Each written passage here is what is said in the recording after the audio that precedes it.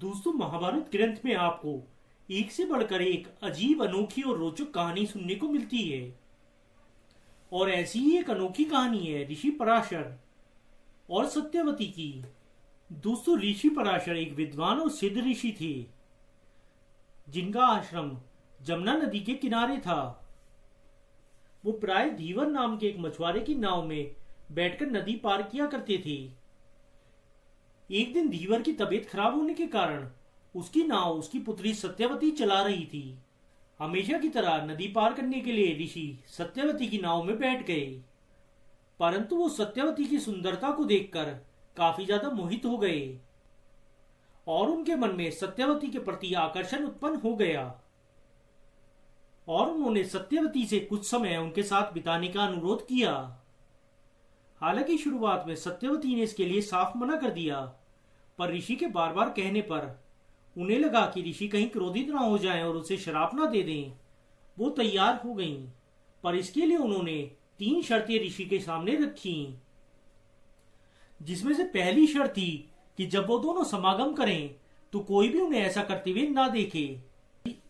इस शर्त को पूरा करने के लिए ऋषि ने तत्काल जमुना नदी में एक द्वीप का निर्माण किया जहां पर उन दोनों के अलावा कोई नहीं था। उसके बाद सत्यवती की दूसरी शर्त थी कि उसकी कौमार्यता किसी भी हालत में भंग नहीं होनी चाहिए। तब ऋषि ने उन्हें आश्वासन दिया कि अपने पुत्र के जन्म के बाद वो पहले की तरह कुंवारी हो जाएंगी।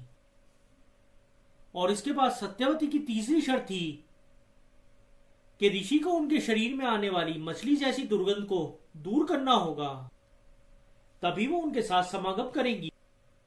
और इसे भी ऋषि ने जल्दी पूरा कर दिया और अब सत्यवती के शरीर में मछली की दुर्गंध आने की बजाय एक अजीब सी मादक खुशबू आने लगी। अब ऋषि पराशर ने सत्यवती की तीनों शर्तों को मान लिया था, तो उनके पास इनकार करने की कोई वजह न थी। उसके बाद ऋषि ने अपनी दिव्य शक्ति से उस कृत्रिम द्वीप को घने कोहरे से घेर दिया ताकि उन्हें और सत्यवती को कोई ना देख सके।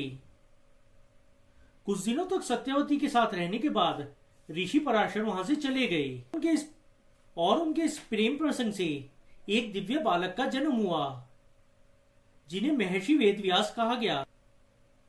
दोस्तों, महर्षि वेदव्यास ने ही महाभारत नामक ग्रंथ लिखा है। तो दोस्तों, ये थी ऋषि पराशर और सत्यवती की अनोखी प्रेम कथा। ऐसी और वीडियोस देखने के लिए आज ही हमारा चैनल सब्सक्राइब कर लें।